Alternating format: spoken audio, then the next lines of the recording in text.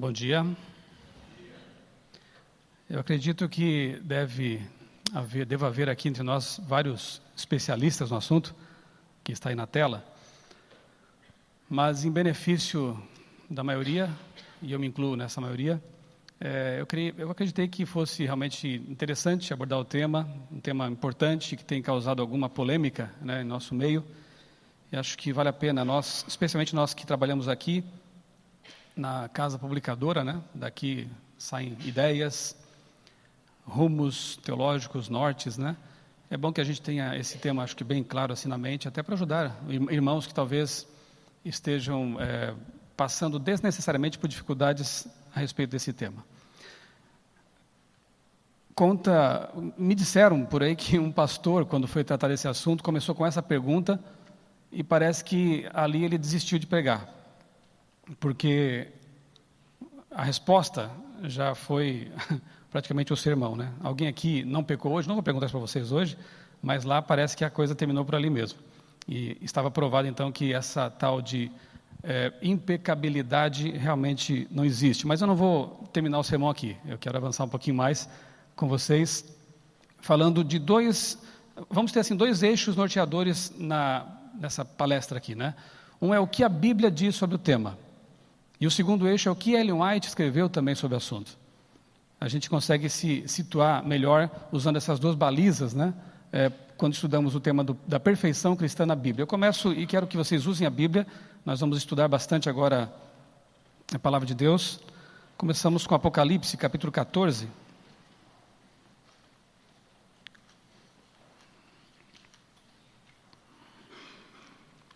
Eu estou com vontade de usar a Bíblia porque eu estou estreando aqui a minha Bíblia Andrews.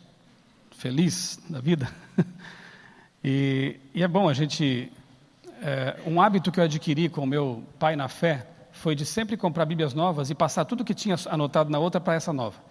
E isso é uma coisa muito boa. Comecei agora em janeiro, vai levar um tempinho, mas é algo que ajuda a gente a recordar, a memorizar, conteúdos e textos, Então, é um hábito bom. Se a sua estiver já um pouquinho desgastada, compre uma nova, preferência a Andrews, e vá anotando ali aquilo que você sublinhou, aquilo que você anotou em estudos anteriores.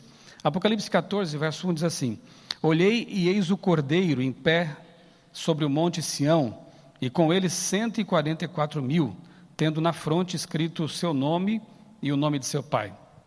E nos versos 4 e 5, são estes os que não se macularam com mulheres, com doutrinas, com filosofias diferentes da palavra de Deus, porque são castos.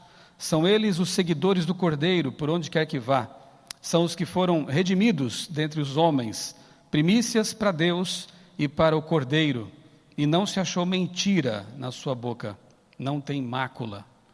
Com base nesses versos aqui, surgiu, algum tempo atrás, uma teoria, de que haveria uma geração perfeita, impecável, aguardando a Cristo, representando para o universo, mostrando para o universo a possibilidade de que seres humanos pudessem viver de forma impecável. É uma ideia e que hoje também tem ecoado, na internet, entre algumas pessoas. Um outro texto que podemos analisar aqui rapidamente, porque eu quero focalizar, na verdade, um texto em Mateus. Está lá em Filipenses, volte um pouco aí.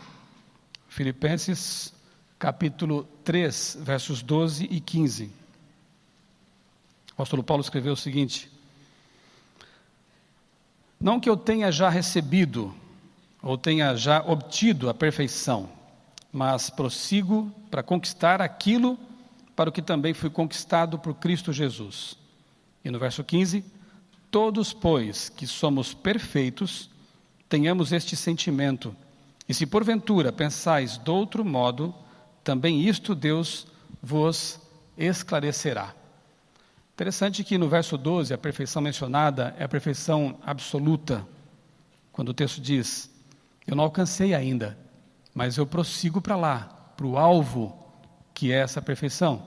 Mas no verso 15, Paulo parece falar de outro tipo de perfeição, porque aqui a gente vê uma certa relativização desse termo, Todos somos perfeitos. Como que ele pode dizer que nós somos perfeitos, se ele mesmo disse que ainda não tinha chegado lá? Então você vê que essa palavra ela tem que ser analisada no seu contexto, né? Em alguns momentos, especialmente quando se refere a Deus, claro, ela tem que ver com o absoluto. Deus é perfeito. Agora, quando se refere ao ser humano, a gente precisa analisar com um pouco mais de calma, né? 1 João 3, 8 e 9. 1 João capítulo 3, versos 8 e 9. João escreveu o seguinte: aquele que pratica o pecado procede do diabo, porque o diabo vive pecando desde o princípio. Para isso se manifestou o Filho de Deus, para destruir as obras do diabo. Todo aquele que é nascido de Deus não vive na prática de pecado, pois o que permanece nele é a divina semente. Ora, esse não pode viver pecando, porque é nascido de Deus. Aquele que pratica pecado procede do diabo.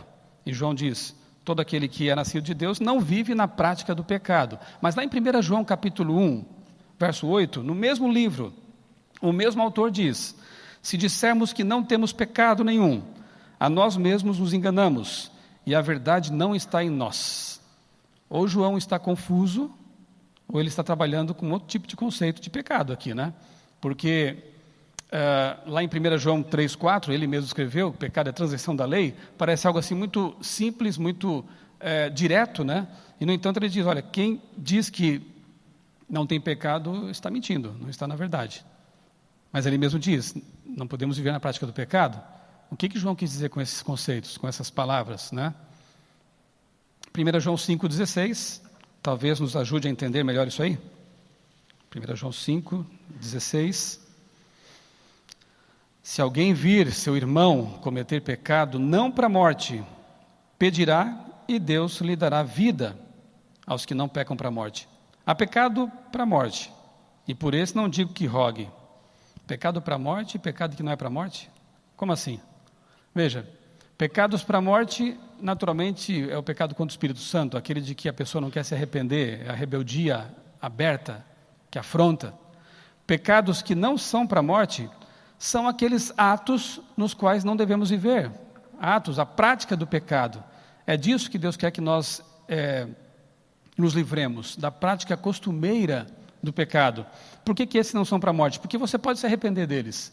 Porque você deve se arrepender deles. E uma vez arrependido e confessado o pecado, você vive. Esse pecado não é para a morte. Interessante notar como João trabalha, né, esse conceito. Então, o contraste que João faz é o seguinte: os que vivem em rebelião cometem pecado para a morte. Agora, os que se arrependem de seus atos pecaminosos, esses pecados não são para a morte, porque Cristo é vida, e Ele concede o perdão, Ele concede a restauração, a purificação, e você passa a viver em Cristo. Esse é o conceito, e João sabia muito bem disso, ele passou por essa experiência.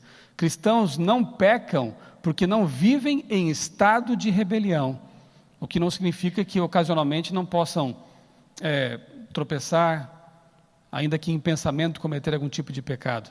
Mas eles não vivem em rebelião, eles não querem isso. Isso é um acidente de percurso, digamos assim. Ok. Temos também o texto de Romanos capítulo 6, ali um texto do apóstolo Paulo, Romanos capítulo 6, versos 2 e depois o 11.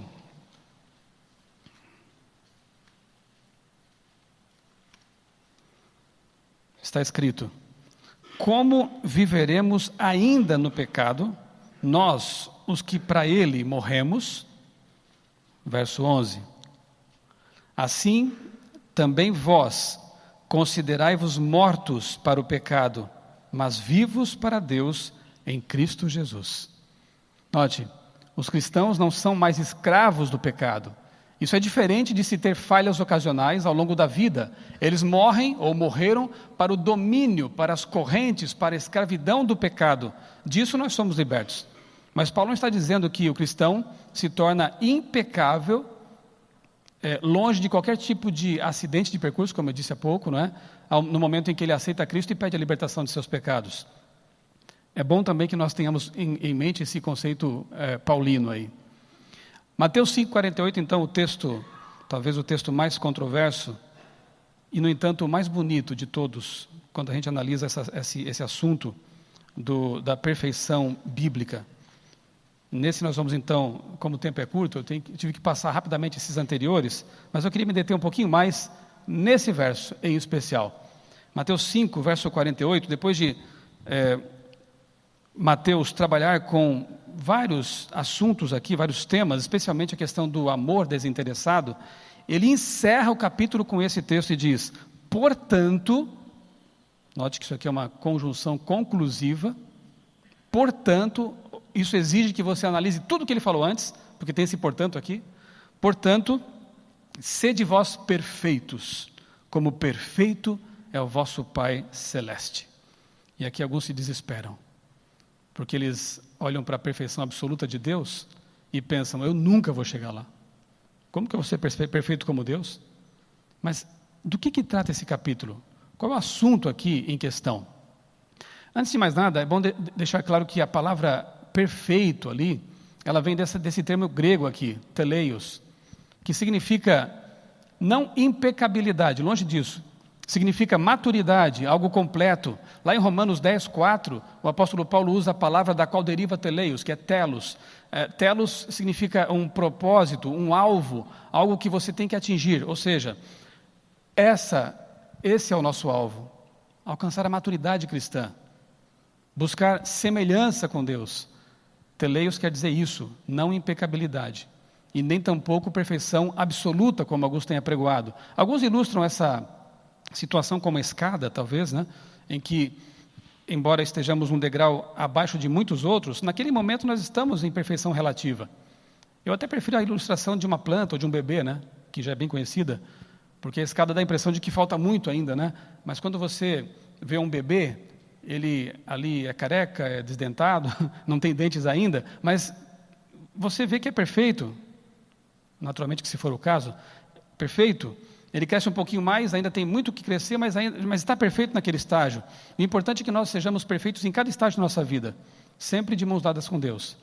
Essa é a perfeição relativa, e isso exige de nós crescimento constante. Muito bem. Agora, teleios é usado em várias passagens na palavra de Deus, e quando a gente analisa várias delas, a gente começa a entender realmente o sentido dessa palavra, ainda que nós não compreendamos o grego, né? Mas dá para você ir comparando. 1 Coríntios 14, 20 diz: irmãos, deixem de pensar como crianças, com respeito ao mal sejam crianças, mas quanto ao modo de pensar sejam adultos. A palavra adultos é teleios, sejam maduros. Falamos de sabedoria entre os maduros, mesma palavra aqui, tá? Em grego, teleios, mas não de sabedoria desta era, ou dos poderosos desta era, que estão sendo reduzidos a nada, maduros. Hebreus 5, de fato, embora a esta altura já devessem ser mestres, vocês precisam de alguém que lhes ensine novamente os princípios elementares da palavra de Deus. Estão precisando de leite e não de alimento sólido, mas o alimento sólido é para os teleios, adultos, maduros, os quais, pelo exercício constante, tornaram-se aptos para discernir tanto o bem quanto o mal. Então fica assim, ó, alguém que cresceu não significa que tenha alcançado a impecabilidade ou a perfeição absoluta, exatidão moral. É maturidade, na Bíblia, contrastada com imaturidade. Crescimento na graça, em Cristo. Portanto, é uma conjunção o que mesmo? Conclusiva. Então, para entender esse verso de Mateus, um verso tão controverso, né? Mateus 5,48, é preciso que a gente leve em conta o portanto. O contexto sempre é importante, e aqui muito mais. Porque Mateus está concluindo uma ideia com base em tudo que ele disse antes. Vamos passar assim os olhos rapidamente aqui nesse capítulo, para a gente ver qual é o contexto? Verso 21, 5:21, Mateus. Ouvistes o que foi dito aos antigos: não matarás, e quem matar está sujeito ao julgamento. 22. Eu, porém, vos digo: todo aquele que sem motivo se irá contra seu irmão estará sujeito a julgamento, e quem proferir um insulto a seu irmão estará sujeito ao julgamento do tribunal, e quem lhe chamar tolo estará sujeito ao inferno de fogo. Depois do versos 27 e 28, a gente lê assim: ouvistes o que foi dito: não adulterarás. Eu, porém, vos digo. Só Jesus podia dizer esse porém, porque ele é Deus, né? Lá no Monte Sinai ele proclamou a lei, agora no outro monte ele proclama a lei ampliada. Ele mostra o princípio por trás dos mandamentos no Sermão da Montanha, e ele diz: eu, porém, vos digo, qualquer que olhar para uma mulher com intenção impura, no coração já cometeu ou já adulterou com ela. Versos 43 e 44. Ouvistes o que foi dito: amarás o teu próximo, odiarás teu inimigo. Eu, porém, vos digo: amai vossos inimigos e orai pelos que vos perseguem. 47. E se saudares somente os vossos irmãos, que fazeis demais? Não fazem os gentios também o mesmo? Portanto, concluindo a ideia de que amor, de que fidelidade nasce aqui nos pensamentos, de que é preciso amar os inimigos, de que é preciso ter um amor desinteressado, como Deus tem. Portanto, sejam perfeitos, como perfeito é o vosso Pai. O que é ser perfeito, então, na concepção de Cristo, da Bíblia? É amar. Por isso que eu coloquei aqui na tela inicial a linda cena do bom samaritano. Não conhecia a pessoa que estava jogada ali no chão, não se preocupou com os seus interesses, deixou tudo e foi atender aquela pessoa. Podia ser até um inimigo dele, mas ele amou e demonstrou na prática esse amor. Isso é perfeição. Infelizmente, há pessoas que reduzem perfeição a certos comportamentos que são importantes até. Vegetarianismo, vestuário, são coisas importantes. Elas expressam também o nosso desejo de ser melhores para servir a Deus, ter mais saúde para ser melhores pais, não é?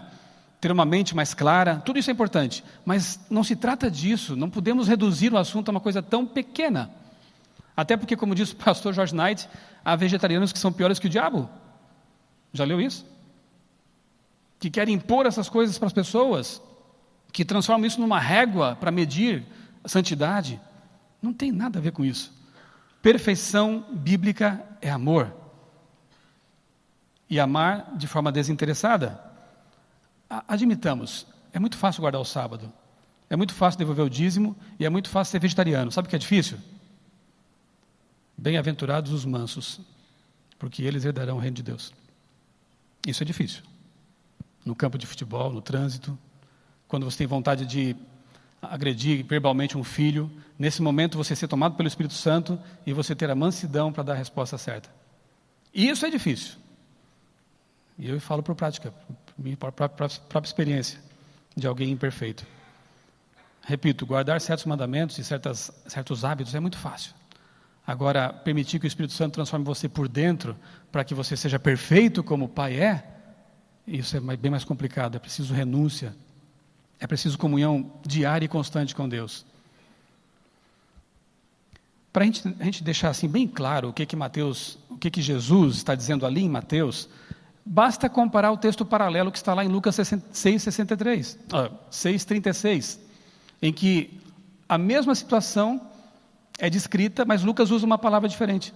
Sejam misericordiosos, assim como o Pai de vocês é misericordioso. É o mesmo texto, paralelo. Portanto, o que é ser perfeito, irmãos? É ser misericordioso. Repito, é amar de forma desinteressada. Não é mais difícil? Mas é possível. Perfeição bíblica é amor. O que Ellen White escreveu e que bênção é o fato de nós termos textos dela que, como a gente já sabe, ampliam, né, a nossa compreensão de vários temas, inclusive deste com respeito à perfeição cristã. Exemplo, talvez o texto mais utilizado também por aqueles que se dizem ou não se dizem, né? Alguns até acham que não existe tal coisa, mas enfim, aqueles que são classificados como perfeccionistas. Nesse texto aqui de Parábolas de Jesus, ela escreveu assim: fale do amor de Cristo, conte de sua bondade, cumpra todo o dever que se lhe apresenta, leve sobre o coração o peso da salvação das pessoas e tente salvar os perdidos por todos os meios possíveis, recebendo o Espírito de Cristo, o Espírito do amor abnegado, o Espírito do amor abnegado, desinteressado e do sacrifício por outras pessoas. Você crescerá e produzirá fruto. As graças do Espírito amadurecerão em seu caráter, sua fé aumentará, suas convicções se aprofundarão, seu amor será mais perfeito. mais e mais você refletirá a semelhança de Cristo em tudo que é puro, nobre e amável. Cristo aguarda. E frequentemente essas pessoas só extraem este trecho, que eu vou ler agora. Esquecem do que vem antes, mais ou menos como acontece com Mateus. Cristo aguarda com fremente desejo a manifestação de si mesmo em sua igreja. Quando o caráter de Cristo se reproduzir perfeitamente em seu povo, então virá para reclamá-los como seus. Então nós temos que ser perfeitos para Jesus voltar. É isso que está dizendo o texto? O que Ellen White fala antes de dizer quando o caráter de Cristo se refletir perfeitamente em seu povo? O que é o caráter de Cristo? Vamos lembrar de novo ali? Olha só.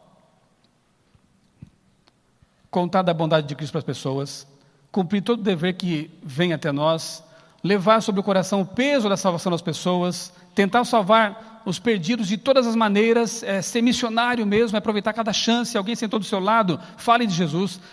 Está fazendo uma viagem, alguém está ali junto com você, dê um jeito de falar sobre Cristo. Eu sou tímido para falar com pessoas estranhas, mas eu oro a Deus antes e sempre levo um livro meio provocativo e vou lendo assim para a pessoa perceber. E geralmente funciona, ela puxa assunto. Olha que livro legal, do que fala? Aí começa.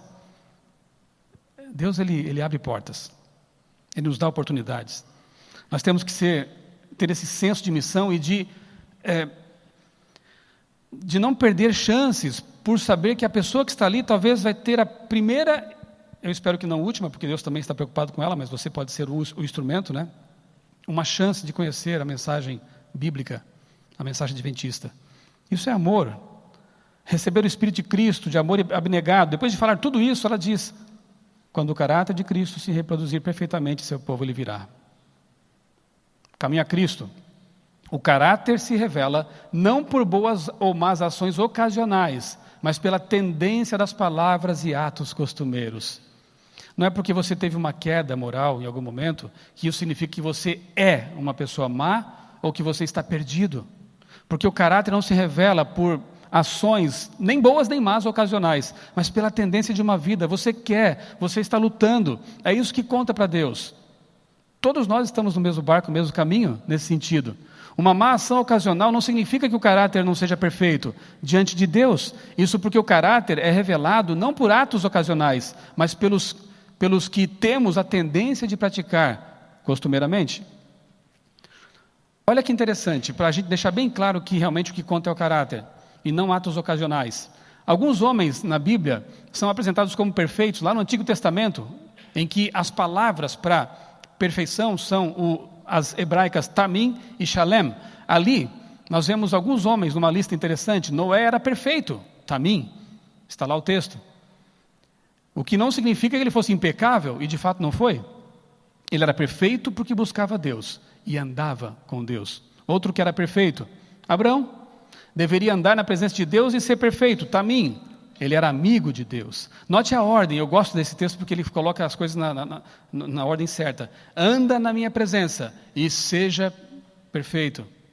Anda comigo e ser perfeito. Nunca seja perfeito para depois andar com Deus, porque é impossível. Agora, se eu andar com Deus, de mãos dadas com Ele, em comunhão com Ele, a perfeição que é misericórdia, amor, caráter semelhante de Cristo, poderá ser minha também. Outro personagem perfeito, Jó. Era perfeito, como diz esses textos aqui, mas ele se diz, em outros textos, pecador. Ele se assume pecador. Como que ele podia ser perfeito? Pois é isso mesmo. E Davi? Aí não, né? Esse camarada era perfeito? Para Deus era. Homem segundo o coração de Deus, modelo de perfeição, de sinceridade, mesmo não tendo sido adequado para construir o templo. Ele tinha o coração shalem, perfeito. Por quê? Porque embora tivesse cometido graves pecados, ele os reconheceu e se humilhou diante de Deus. E Deus levou em conta isso aí. E Davi foi tido como alguém com o coração perfeito. Não é bom saber disso? Talvez algum aqui entre nós esteja sofrendo por um pecado cometido, por um vício contra o qual está lutando. Não é bom saber que há esperança para todos nós? Que ainda assim podemos ser perfeitos em Cristo? Como é bom saber disso, né? Mas, o caráter de Cristo se reproduzir perfeitamente em seu povo, ela mesma, Ellen White mesma, ela ajuda a esclarecer esse assunto lá no Testemunhos para a Igreja, quando ela diz assim: Cristo é um perfeito e santo exemplo, dado para que o imitemos. Você sabe o que é imitar? Não podemos igualar o modelo, mas não seremos aprovados por Deus se não o copiarmos, e segundo a capacidade que Deus tem dado, assemelhá-lo. Olha que texto fantástico. Você nunca vai ser como Jesus. Ou alguém aqui pode ser Deus? Ou alguém aqui nasceu moralmente impecável como Cristo, que nasceu sem pecado? Não dá. A infância dele já foi diferente, quando você lê no Desejar das Nações. Mas você tem que copiar o modelo. Você tem que prosseguir se assemelhando cada vez mais a Cristo. Você pode imitá-lo, mas não igualá-lo, porque você não é Jesus. Jamais podemos igualar o modelo, mas podemos imitá-lo e nos assemelharmos a ele segundo a nossa capacidade. Deus também leva em conta isso. A capacidade de cada um, o esforço de cada um. Nós não somos uma massa, nós somos indivíduos e cada um tem suas lutas diferentes, suas bagagens, suas formações diferentes, sua infância diferente. Alguns trazem feridas e marcas e lutas diferentes das dos outros. Não vamos querer nos igualar, ou achar que é mais fácil para aquele, tanto quanto é para mim. Os passados são diferentes também. Então Deus leva em conta até isso, a nossa capacidade de procurar igualá-lo como nosso modelo. Outro texto bonito: devemos lembrar que nossos próprios caminhos não são perfeitos. Quer dizer, não é tão bonito assim.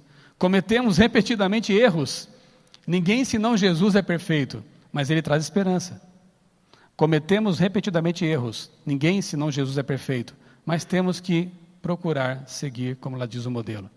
Mediante a obediência vem a santificação do corpo, alma e espírito. Essa santificação é um processo progressivo e uma subida de um nível de perfeição para outro. Olha que interessante, um nível de perfeição para outro nível de perfeição. É o que eu falava há pouco sobre o bebê, sobre a escada. O que você tem que ser é perfeito em cada momento da sua vida. Coração íntegro, vontade de seguir Jesus, amor desinteressado, em cada momento, mas buscar sempre crescimento em Cristo. Perfeição relativa envolve crescimento, maturidade, como já vimos. Se está no coração obedecer a Deus, se são feitos esforços nesse sentido, Jesus aceita essa disposição e esse esforço como o melhor serviço do homem e supre a deficiência com seu próprio mérito divino. Amém? Ele leva em conta o teu esforço, o teu desejo de ser semelhante a Ele. E enquanto você não consegue chegar naquilo que talvez se espere de você, Deus cobre essa sua deficiência com sua graça. Como é bom saber disso. Os que mais perto vivem de Jesus, mais claramente discernem sua fragilidade, pecaminosidade do ser humano. E a sua única esperança está nos méritos de um Salvador crucificado e ressuscitado. Se a pessoa apregou a sua santidade, isso já prova que ela não é santa. No livro Santificação, Ellen White diz que santidade é como saúde. Quando a gente está saudável, a gente nem percebe que está saudável, né?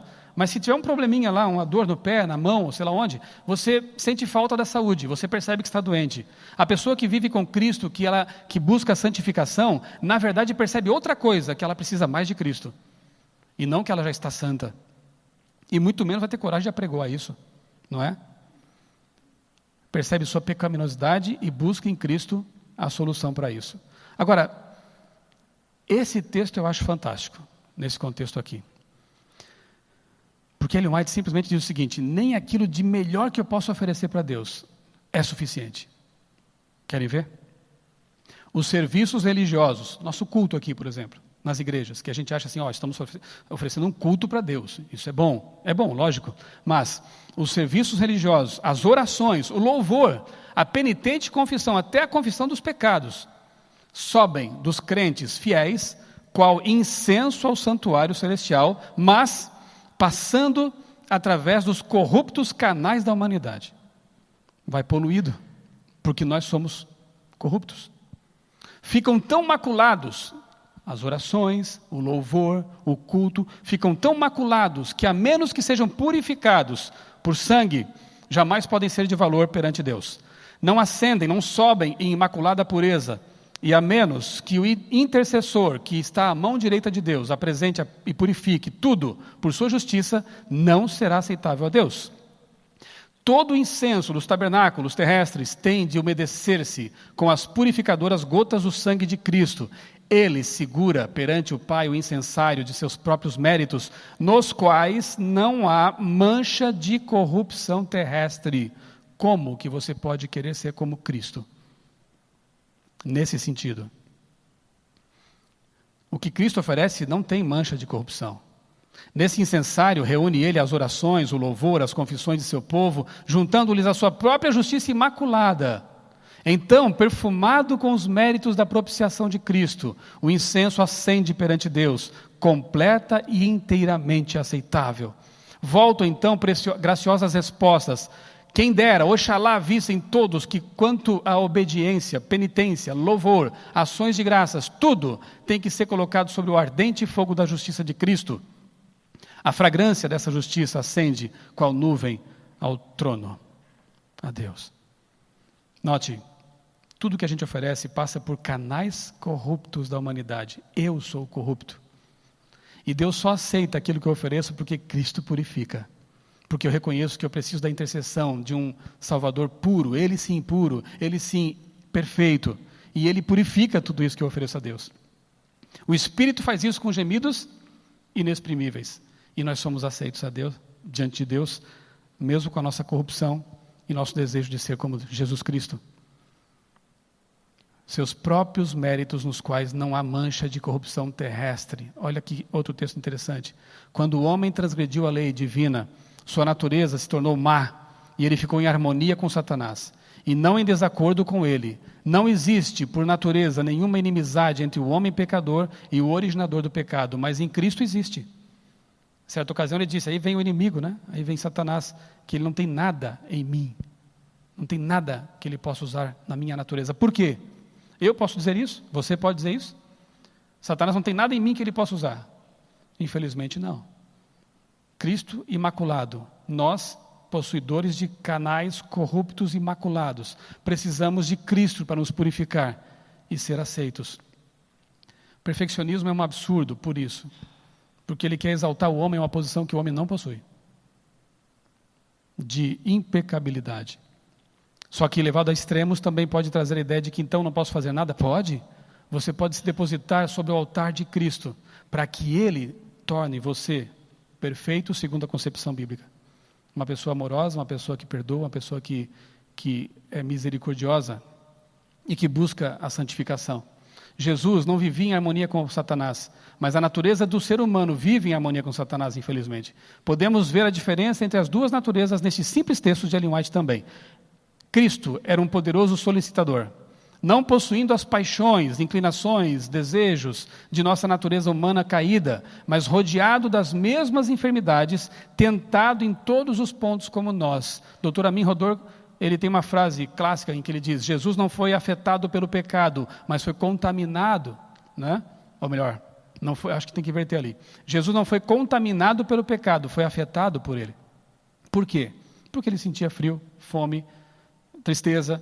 Ele sofreu o peso das consequências do pecado, mas nunca foi contaminado pelo pecado. Sua natureza permaneceu imaculada e ele oferece então essa justiça pura dele aos pecadores que se arrependem.